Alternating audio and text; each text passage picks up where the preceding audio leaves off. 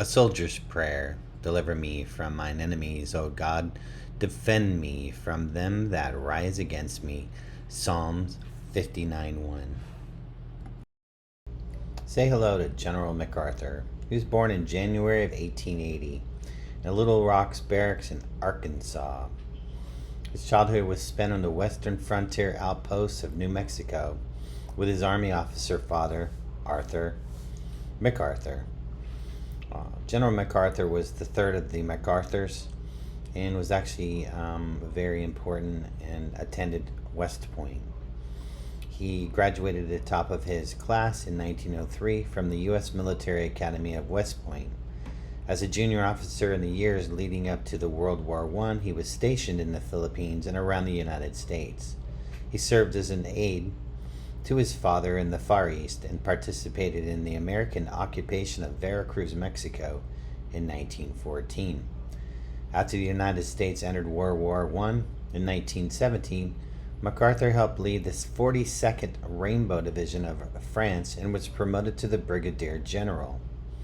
He later on, from 1919 to 1922, MacArthur served as a superintendent of West Point and instituted a variety of reforms intended to modernize the school.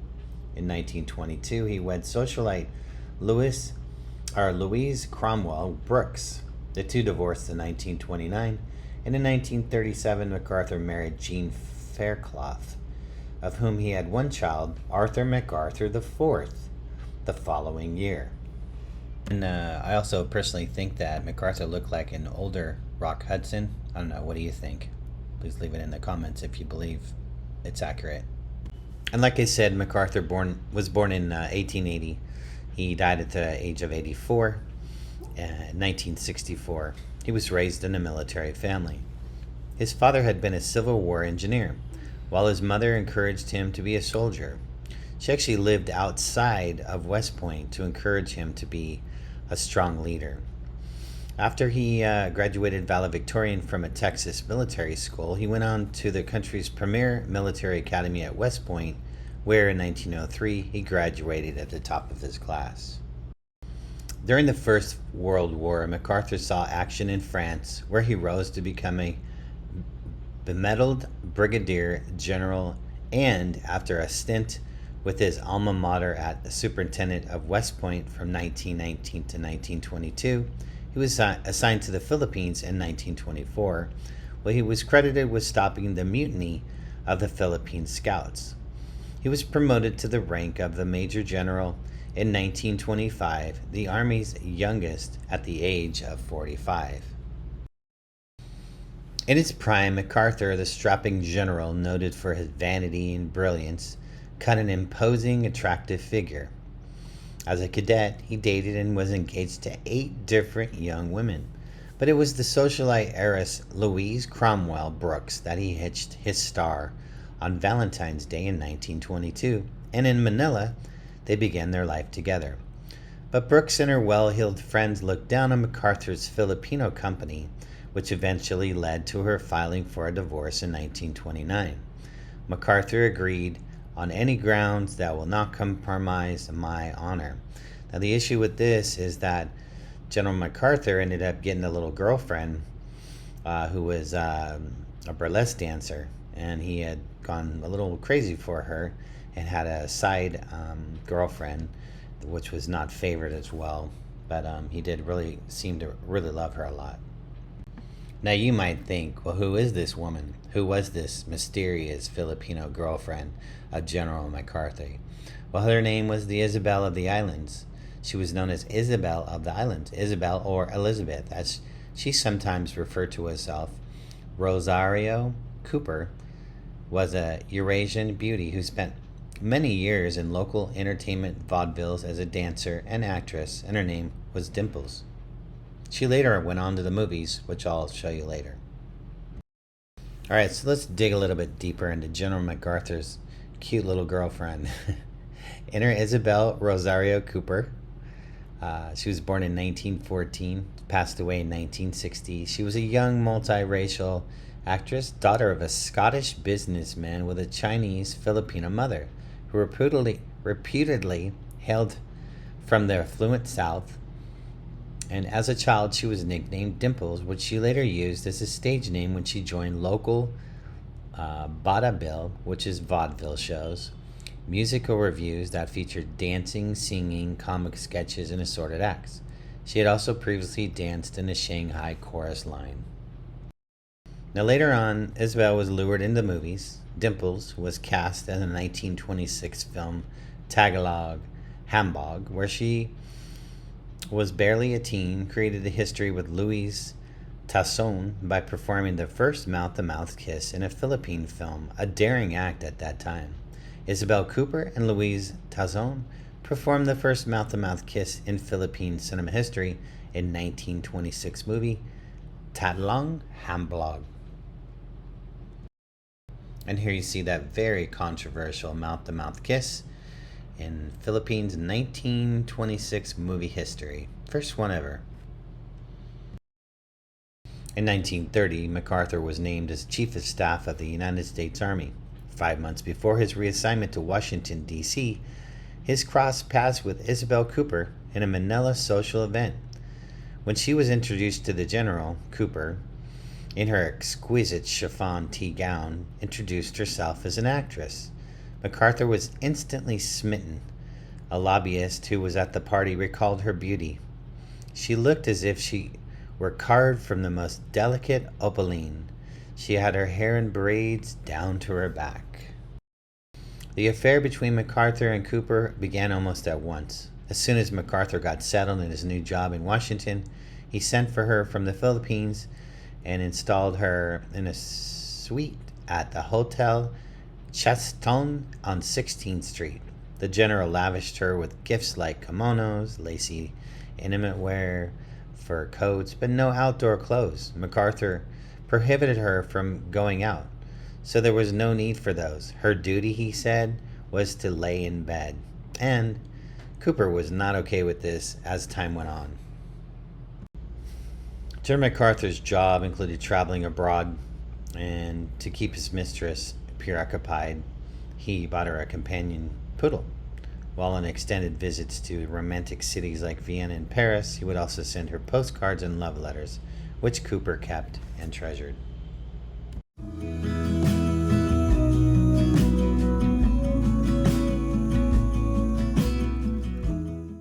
So when General MacArthur met Cooper, he was 50, and with dreams of running for president, she was between 16 and 18 years old.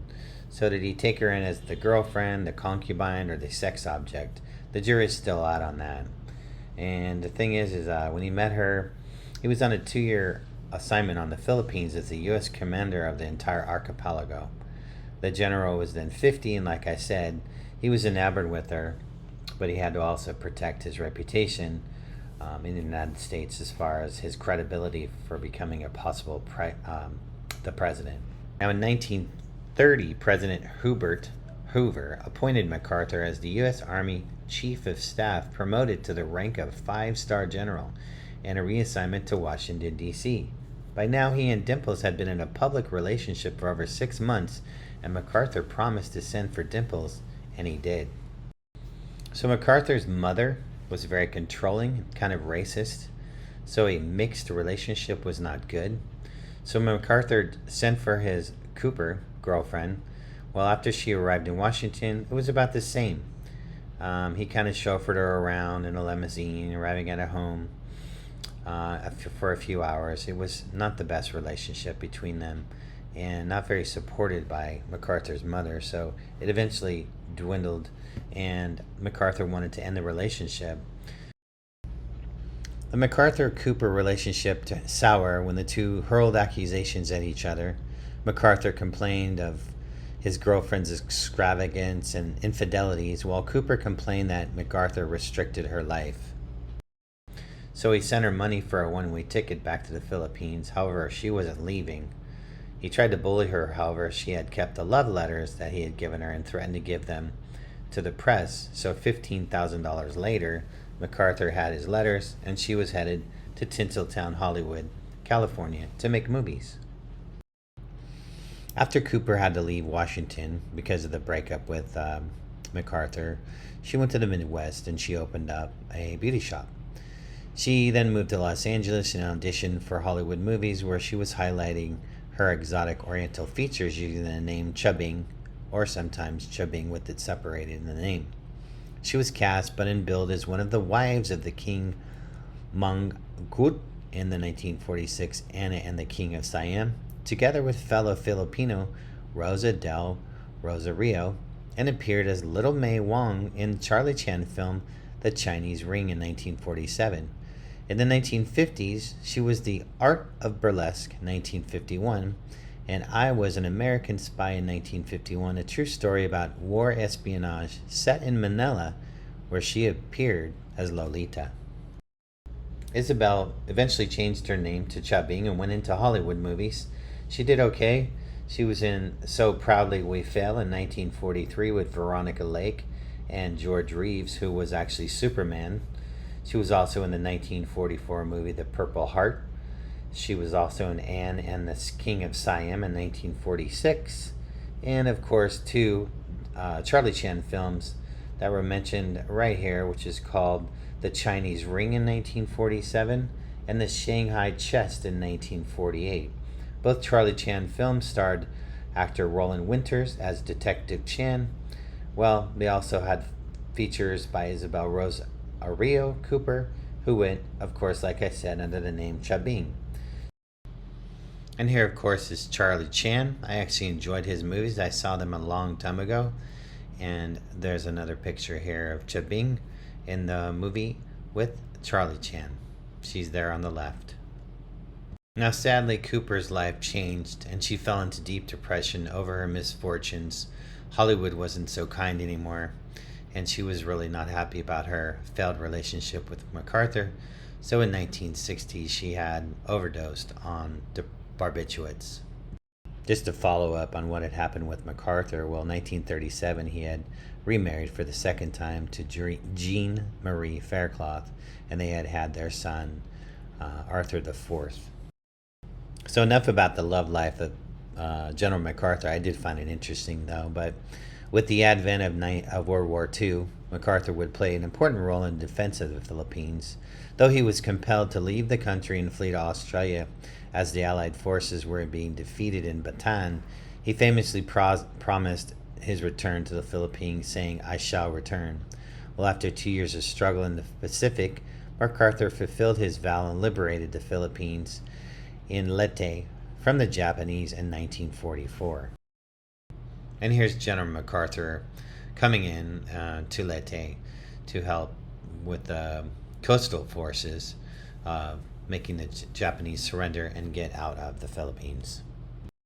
Many people don't know, but General MacArthur was kind of a marketing genius, from his corncob pipe design to his custom Ray-Bans. The man designed his entire look so he would look great wherever he went to represent the United States in a war. Now, I wondered if MacArthur was the best general ever, and upon my research, I didn't know that Dwight D. Eisenhower had received a 5-star rank as the general of the Army. So that was interesting. But many historians think that MacArthur ranks ahead of Eisenhower and Patton, and would likely rate several other World War II generals at least as high as Patton. Now, there's some controversy with MacArthur. Some people say he's a hero, some say that he was a coward. Well, he didn't want to leave the Philippines. Under direct orders from President Roosevelt, he was ordered to leave and go to Australia on March 17th. So that's why MacArthur said, "I shall return," because he didn't finish the job. But he did bring his troops back to the Bataan Peninsula in the Philippines, and he did clear the Japanese of the Philippine country. Here's an interesting picture. This is General MacArthur meeting General Hirohito. So MacArthur agreed and invited Hirohito to meet him at his home. This was unprecedented. In Japanese culture, people went to the emperor, not the other way around. The two men met at MacArthur's home on September 27, 1945.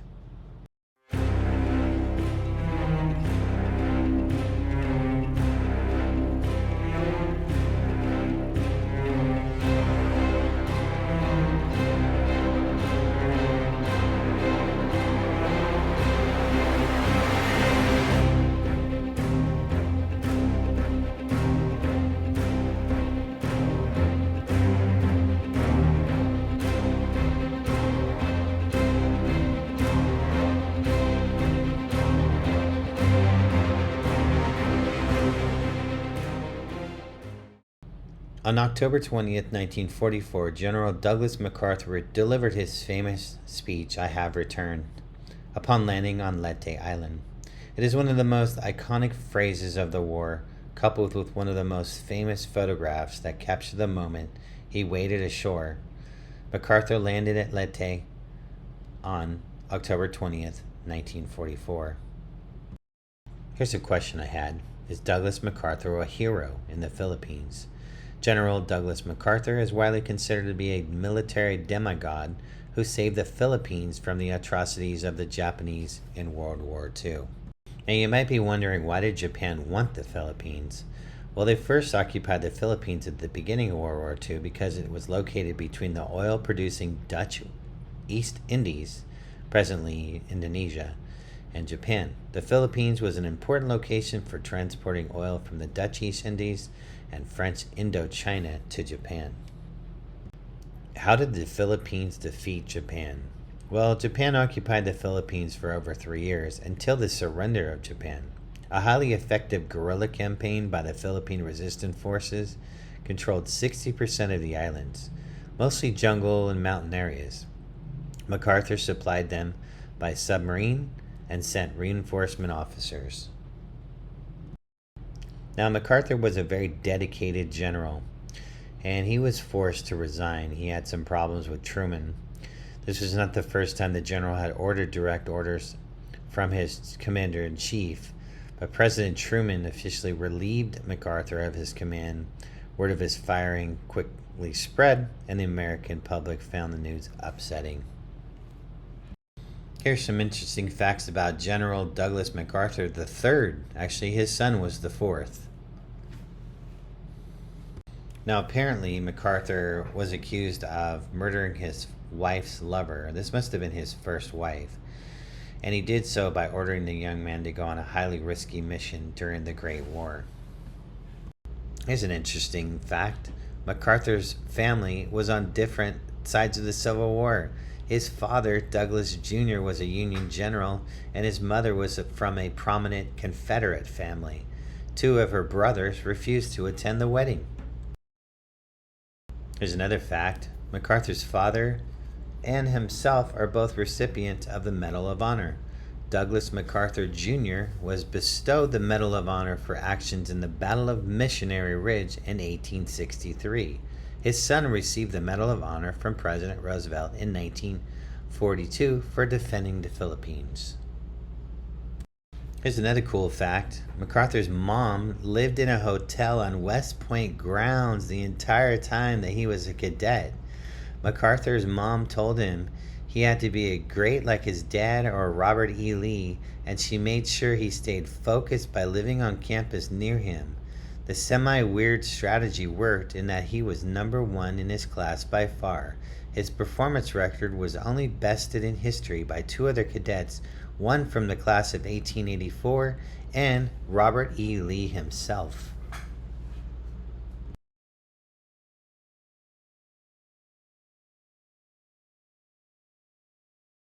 This is kind of a gross fact, but MacArthur got stressed out in a meeting with Roosevelt and he puked on the White House steps. During a heated defense budget discussion with FDR in 1934, MacArthur lost his temper and told the commander-in-chief that when we lost the next war and an American boy lying in the mud with an enemy bayonet through his belly and an enemy foot on his dying throat spat out his last curse, I wanted the name not to be MacArthur but Roosevelt. He tried to resign on the spot, but Roosevelt refused it. MacArthur was so physically upset by the exchange that he threw up on the White House steps on the way out. On April 11, 1951, the president relieved MacArthur of his post as the 5-star general. Now remember, they had had some troubles believing on which direction the war should go, and it was MacArthur that wanted to take over North Korea.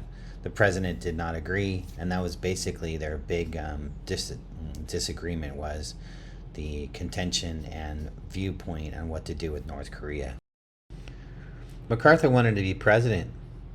Although he was still on active duty in 1944, he was drafted by a wing of the Republican Party to run against Franklin D. Roosevelt. He even won the Illinois primary before the party went with Dewey. He tried again in 1948 but quit after getting crushed in the Wisconsin primary. MacArthur's last attempt for presidency was in 1952, but the Republicans bypassed him for a less controversial and more likable war hero, Dwight D. Eisenhower. So MacArthur didn't return to the United States for 6 years after World War II. It was very interesting because he was in charge of ensuring post-war Japan didn't fall into chaos and become a democracy, and then in command of the Korean War effort. MacArthur didn't return to the U.S. between 1945 and 1951. Some of you don't know, but ticker tape parades were kind of a big deal back in the 40s and 50s. MacArthur was defiant in carrying out President Truman's plan to end the Korean War, and the general carried out a campaign in Congress to authorize the complete takeover of North Korea. Truman was convinced that would result in World War III, and when MacArthur refused to back down, the president had no choice but to remove MacArthur from command. Although disgraced, MacArthur was so popular, he was treated like a hero on his way out, including a ticker tape parade. Like I said, MacArthur designed his own signature look. His cover, shades, and corncob pipe were all part of a look MacArthur cultivated for himself. The pipe company Missouri Meerschaum continues to craft replicas of the general's customized pipe, and Ray-Ban named a sunglass line after him in 1987.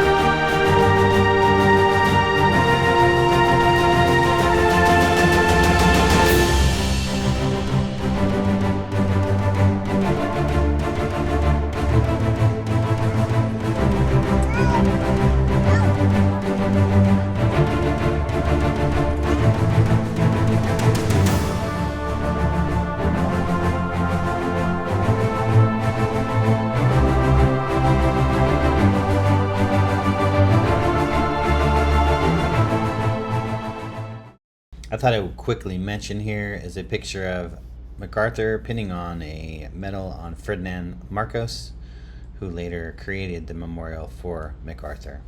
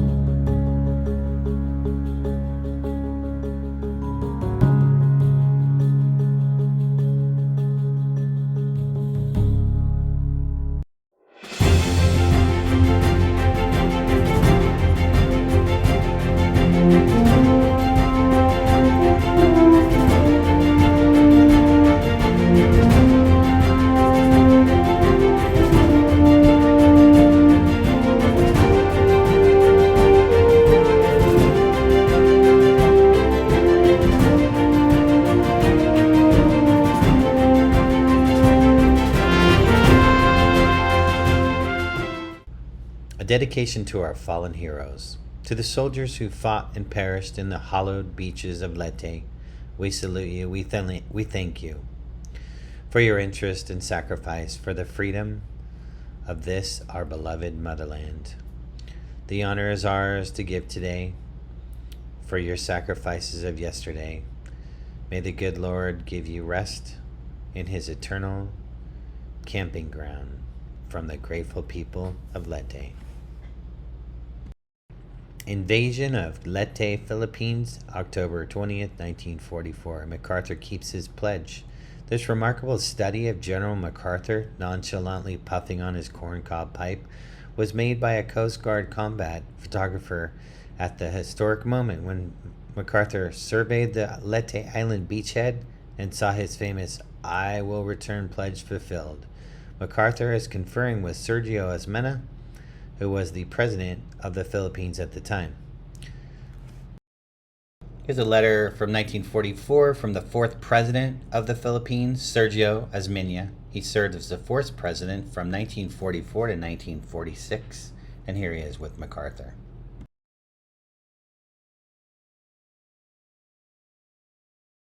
Hey guys, this is the actual 6th Army plan for the takeover and pretty much eradicating the Japanese from Leyte. You can see how they come through, and on the right hand side the ships take the certain islands, come in, go to the south, go to the north, and they have different priority lists. It's very interesting. Take a look at the map.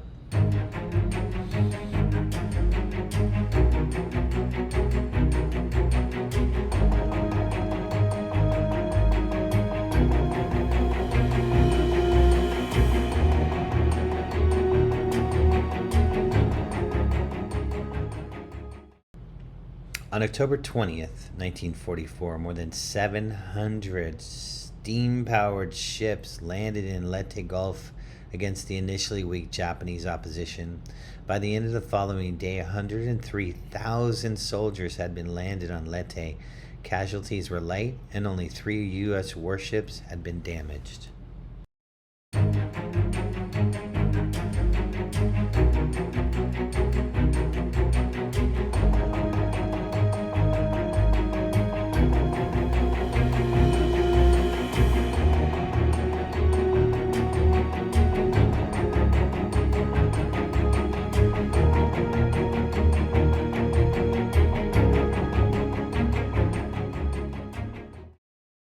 This next picture is really cool. The Pied Piper of Leyte.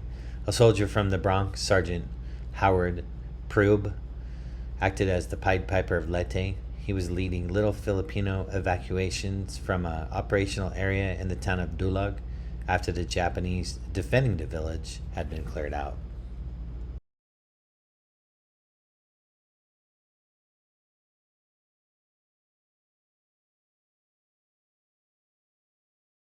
This next picture is really cool.